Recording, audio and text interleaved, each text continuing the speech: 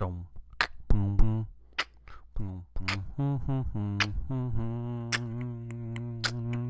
Check one, check two.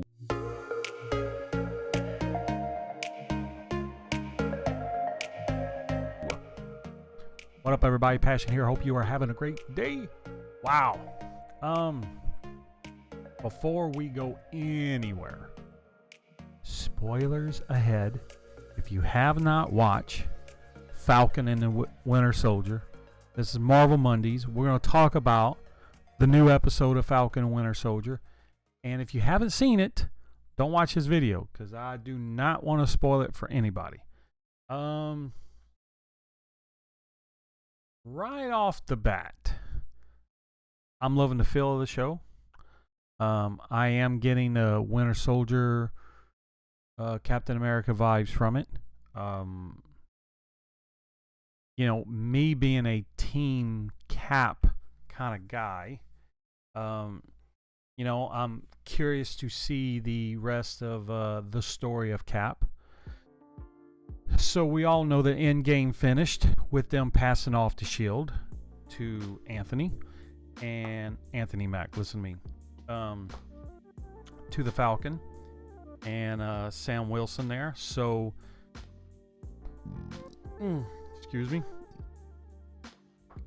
So here we are. Episode starting off with him being a little overwhelmed with the shield, and I can understand that. You're living in a world where everybody got snapped back. There's a lot going on, and I think through all these Disney Plus series, we're going to see the effects of the snap and how people are dealing with certain things. And obviously in this episode, you're seeing where Falcon's sister has been dealing with stuff while he was gone. And just imagine showing back up after being gone for 5 years. How much has changed? How much of the world has gone in different directions and you haven't been a part of it. For you, it's felt like literally seconds, but for everybody else it's been 5 years. So I love that Marvel is they're just setting up the storylines. We had Endgame and boom, it's the next day. Sam's turning in the shield and you see him still contemplating his place in the world. Obviously, he joined back up with the Air Force. Salute to the Air Force, baby. Boom. Has him a little mission, recover. Shout out George St Pierre. Is it St Pierre? Let me double check that because I don't want to say it wrong. Yes, George St Pierre. Yeah, he is a MMA UFC fighter. I'm glad to see when Marvel, they brought him back from the movie, so they're using the same people, and I think that's what works for Marvel, is because they're not having to make up stories and reuse new players every time. They're able to keep a lot of the same people. So for me, seeing familiar faces just feels like this story is never ending, right? So we got him come back for a little fight scene there. I like the colors of Falcon's suit. You're seeing more of the traditional of the white and red. I love seeing the drone action.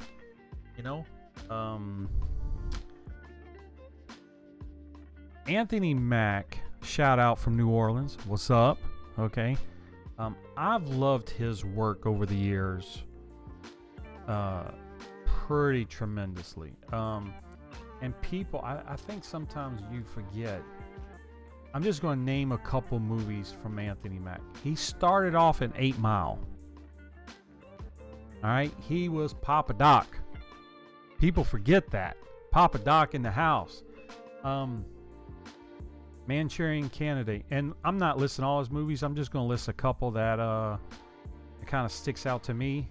Million Dollar Baby, We Are Marshall, Eagle Eye, Hurt Locker. What? Come on now, somebody. All right. I forgot. He played Tupac in Notorious. All right. So he went from Papa Doc to Tupac. All right. The Adjustment Bureau. I love that movie with him, with Matt Damon, Man on the Ledge, Pain and Gain. Oh man, him, The Rock, and Mark Ruffalo. I mean, not Mark Ruffalo. Mark Wahlberg. What's Up? That was a fun little movie there. Also liked him in Runner. For anybody who hasn't seen it, that's a nice little movie with Timberlake, Ben Affleck, and Anthony Mack. That's a good little movie there. I like that one. And then, before you know it, he's into Marvel. Winter Soldier, Age of Ultron, a little clip in Ant-Man, Civil War, Infinity, Endgame.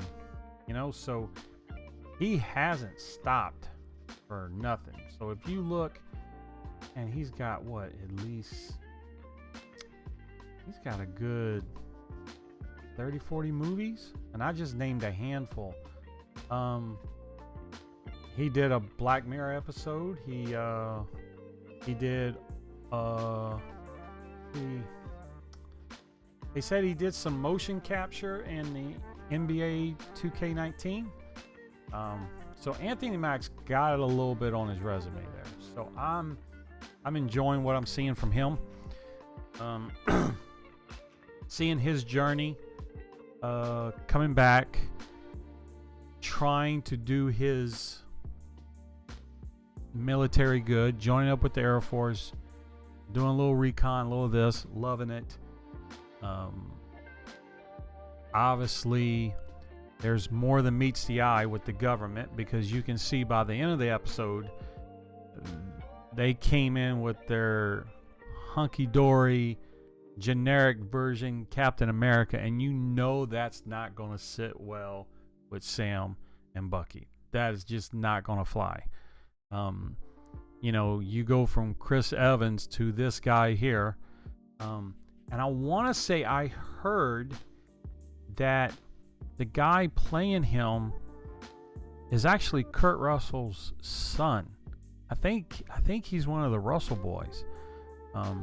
So nothing against the actor, but obviously the government's trying to put one over. And if you noticed, when the generic Captain America's walking out, there's a gun on his holster. There's a gun in a holster on his side there. So, that this is not going to sit well with Sam. I'm glad they're showing a little bit of some personal story. Obviously, you got the family in New Orleans. He's got some nephews, the sister, the boats.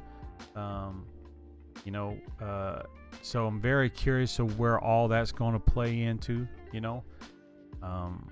Obviously, he left, like the sister said, to go fight soldiers and aliens, and boom, he's been gone. So, want to see a little of the family drama. I think with this series, you're going to see a little bit more character development. It's going to be a different pace. Then you roll into Sebastian Stan playing Bucky. I want to see more Bucky.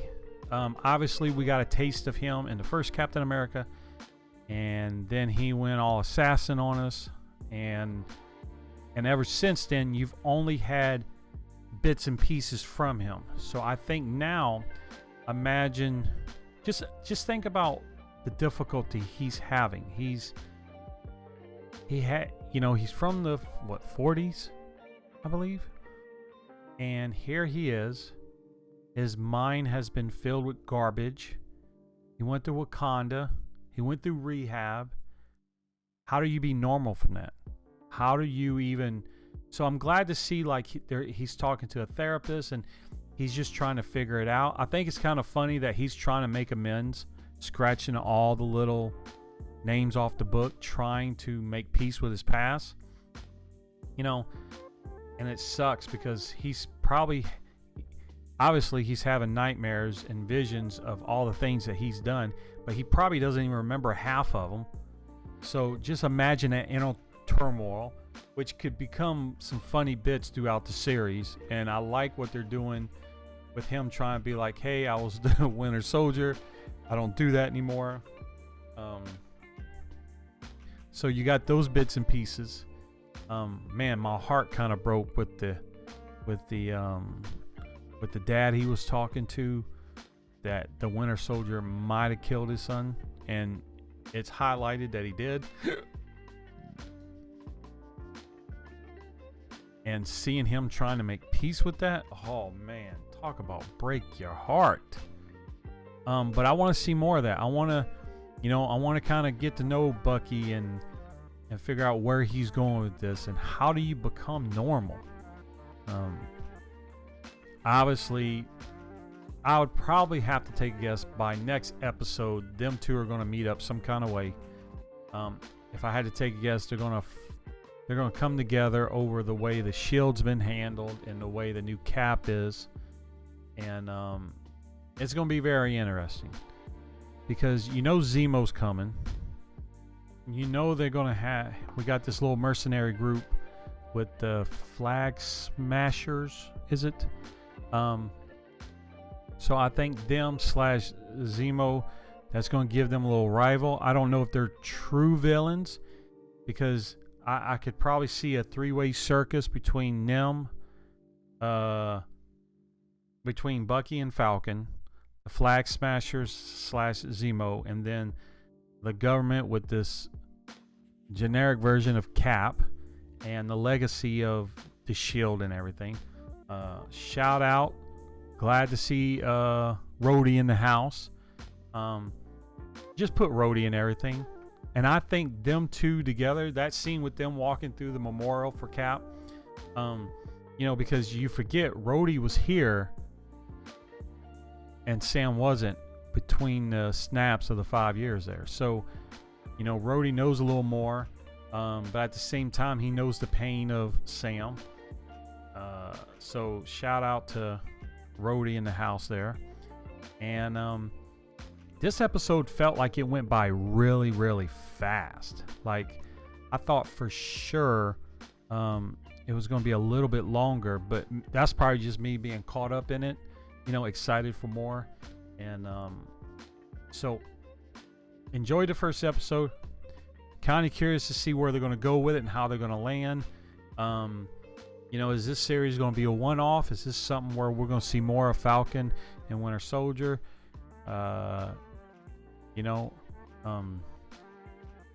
Seeing the little flashback of Bucky being the Winter Soldier. Man, that costume's so good. That chest plate with the big silver arm. Man, he comes through there with the long hair, and crap is going down.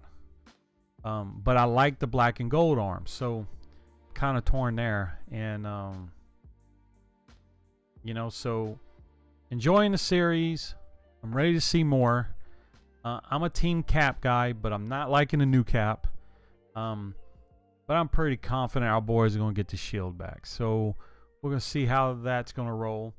And can't wait till this Friday. And there you go. So thank you for your time. Thank you for watching the video. So be cool, be safe, tie your shoes, and always live your passion. Peace.